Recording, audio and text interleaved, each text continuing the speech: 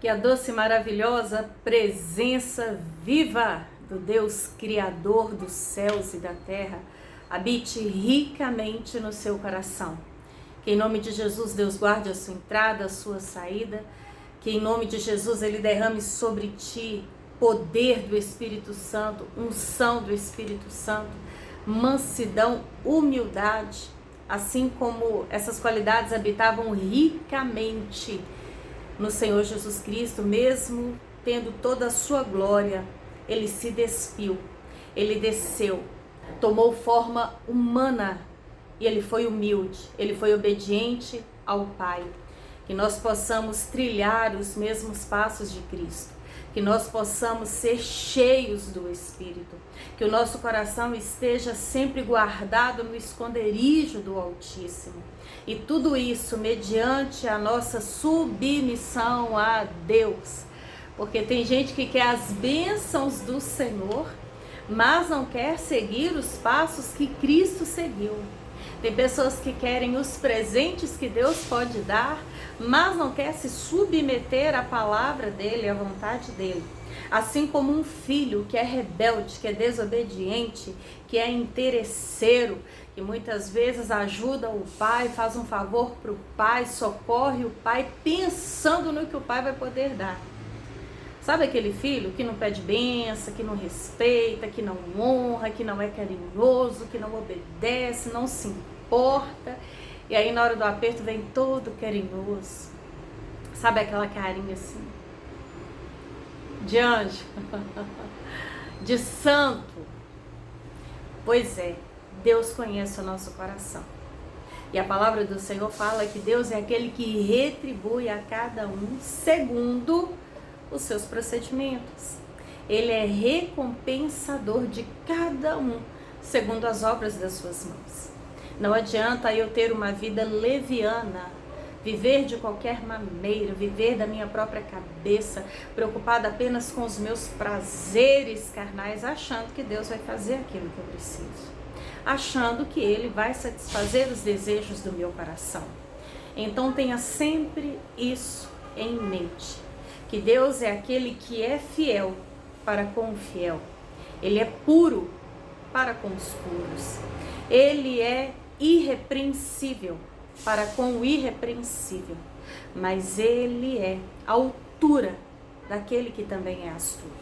Oh, mas que isso? Você está então sugerindo que Deus seja astuto e vai agir igual aquele que é astuto? De forma alguma. De forma alguma.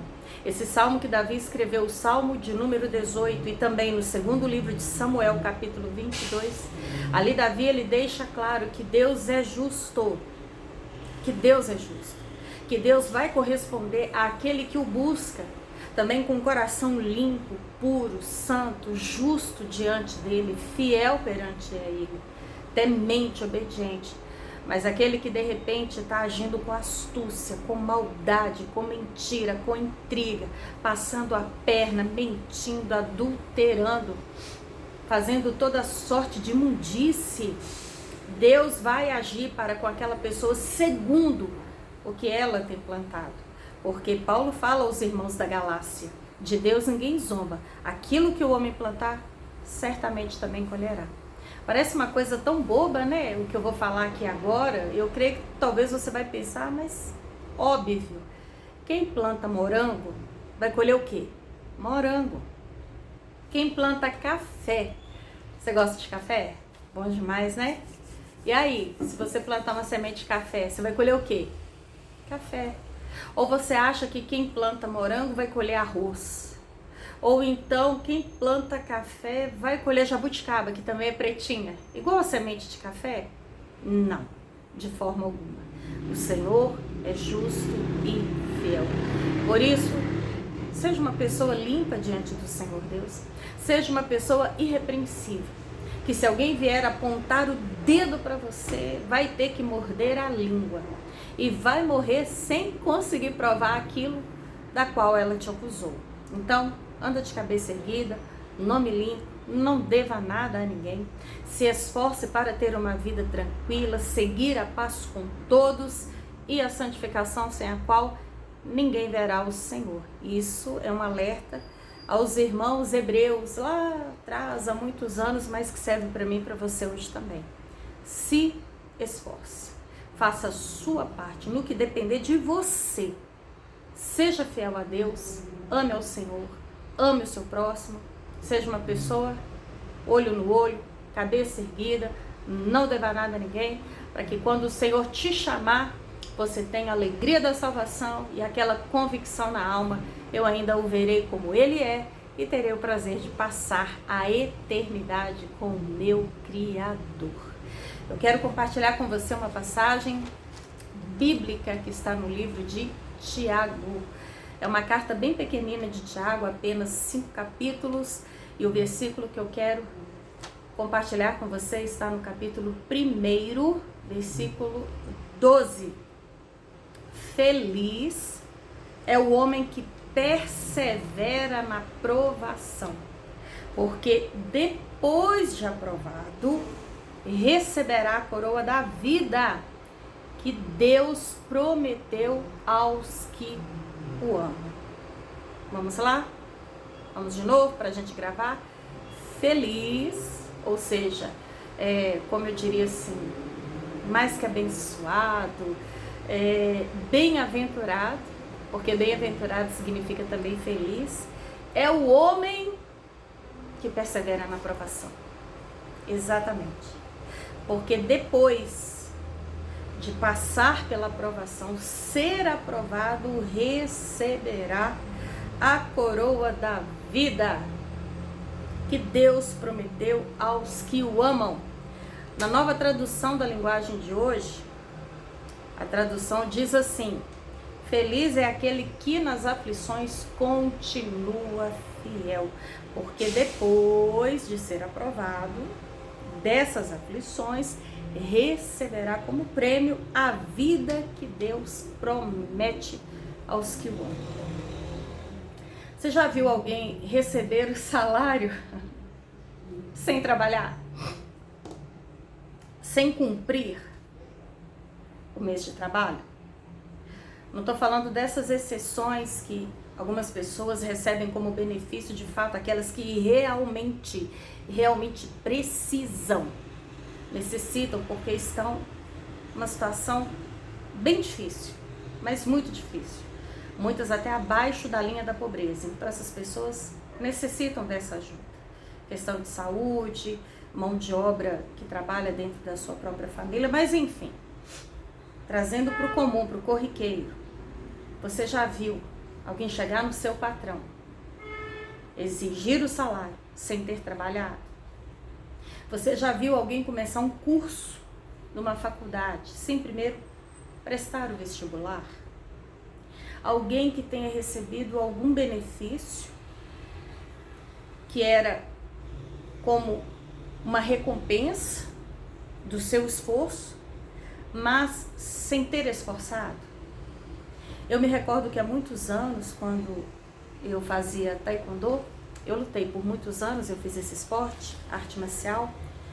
Eu acho que eu treinei taekwondo por uns 14 anos, mais ou menos isso. Até me formei, faixa preta, primeiro dan, fui em 2 campeonatos brasileiros. Graças a Deus eu tive essa graça de Deus de poder praticar muitos esportes na minha adolescência, graças a Deus. Não, fazia de tudo um pouco. Já joguei até futebol de campo, society, salão. Eu amava vôlei, natação, tênis de mesa, já fui em muitos campeonatos, atletismo, gente, que delícia. Já fiz prova de 100, de 200, salto em distância, o negócio é bom demais. Mas enfim, um atleta receber a medalha de primeiro lugar sem ter competido. Já viu isso? Quando eu ia em alguns campeonatos e na minha categoria por peso não tinha ninguém compatível para lutar comigo, eu ficava toda feliz de ganhar a medalha de primeiro lugar. Era uma alegria. Eu chegava na minha cidade, olha minha medalha, primeiro lugar, primeiro lugar, primeiro lugar. E aí as pessoas me perguntavam, e aí, como é que foi a luta? Quantas vezes você lutou? Quem você pegou? Como é que foi? Aí eu ficava murcha, triste, sem graça. E aí eu falava, foi WO. Não tinha ninguém para competir comigo, mas aqui minha medalha. Não tinha graça. Não tinha o que contar. É como Davi contar que o gigante caiu, mas ele não fez nada para que ele caísse. Porque embora saibamos que foi o poder de Deus, foi o nome do Senhor, que derrubou Golias de cara no chão, mas quem estava ali? Quem foi o único corajoso? Quem que pegou a sua funda, rodou a sua pedra e lançou na testa do gigante? Tem que ter história para contar. Tem que ter um testemunho para mostrar o que aconteceu. Para que todos sintam aquele gozo, aquela graça, aquela alegria. Valeu a pena, você se esforçou, você lutou, você até mesmo machucou, você sofreu, mas você venceu. Você rompeu, você chegou, você conseguiu. Agora imagina para herdar o prêmio da vida eterna.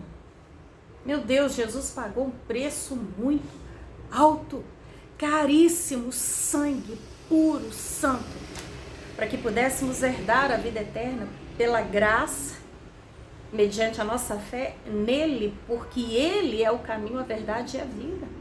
Então, para que isso aconteça, no mundo tereis aflições. Seremos provados e duramente provados. Por quê? Porque não é qualquer um que vai passar pela porta estreita. Não é qualquer um que vai entrar na casa do Senhor. Você deixa qualquer um entrar na sua casa? Eu acredito que não. Eu não deixo um desconhecido, uma pessoa que eu nunca vi, que não me inspira confiança, entrar na minha casa, quanto mais no meu quarto, na minha intimidade, não deixo, de forma alguma. Agora, você acha que Deus vai deixar qualquer um entrar lá? Não deixa. Nós precisamos o quê? Perseverar. E não é em vão. Pelo contrário, vai valer a pena, porque a palavra fala que feliz é o homem que persevera na provação.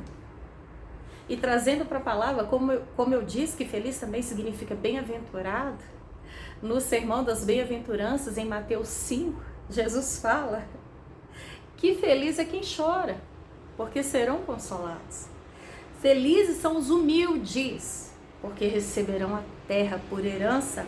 Felizes são os que têm fome e sede de justiça, porque serão fartos, saciados. Felizes são os puros de coração, porque verão a Deus. Felizes os perseguidos por causa da justiça, porque deles é o reino de Deus. Felizes serão vocês, disse Jesus, quando por minha causa os insultarem, perseguirem, levantarem todo tipo de calúnia contra vocês. Fiquem alegres e felizes, porque uma grande recompensa está guardada nos céus para vocês. Feliz para Deus é aquele que está na contramão do mundo.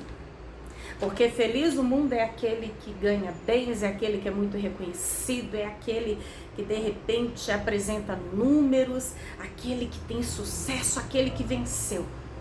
Aquele que está nas manchetes, nos jornais, aquele que está no topo, aquele que tem mais dinheiro, aquele que tem mais lábia, aquele que, chega sempre em primeiro lugar, independente de como. Não é dessa forma. Para Deus é na contramão do mundo. E a perseverança, porque aqui Tiago fala para perseverar na provação. A perseverança não é para qualquer um. Eu peguei o exemplo, me veio à mente na hora, da maratona de São Silvestre, que acontece, normalmente, eu acho que é dia 31 de dezembro, se não me falha a memória, lá em São Paulo. E eu anotei os dados aqui que, pelo menos em 2025, na última, foram 55 mil inscritos. Uma corrida de um percurso de 15 quilômetros. E não é para qualquer um. Você vê qualquer um na largada. Fantasiado de Elvis Presley, Michael Jackson, Fórmula 1, carro na cabeça, e veste de bichinho de pelúcia, de herói. Tem de tudo, tem de tudo, tem de tudo. Tem de tudo. 55 mil inscritos para correr 15 quilômetros. E quantos você acha você acha que cruza a linha de chegada? Em relação a 55 mil inscritos, são poucos, pouquíssimos. Porque não é qualquer um que se prepara o suficiente, que se esforça o suficiente para superar os seus limites e a sua capacidade.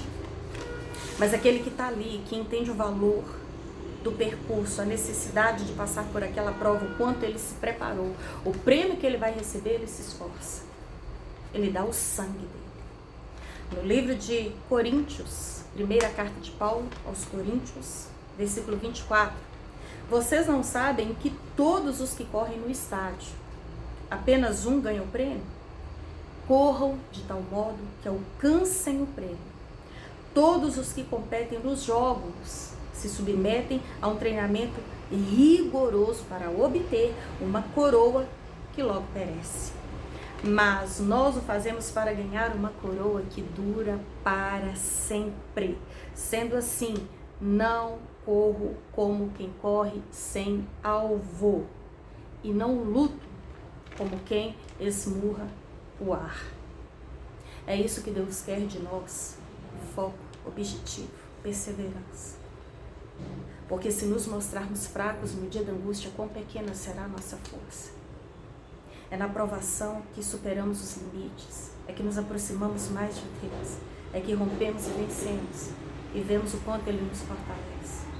Persevere, se empenhe, se esforce, se dedique, para que na hora da prova você não seja reprovado, mas agrade aquele que te chamou e aquele que tem poder de te capacitar, para que você cruze a linha de chegada, para que naquele grande dia, como Paulo, você diga: eu combati o bom combate, eu reencerrei a carreira e eu guardei a fé.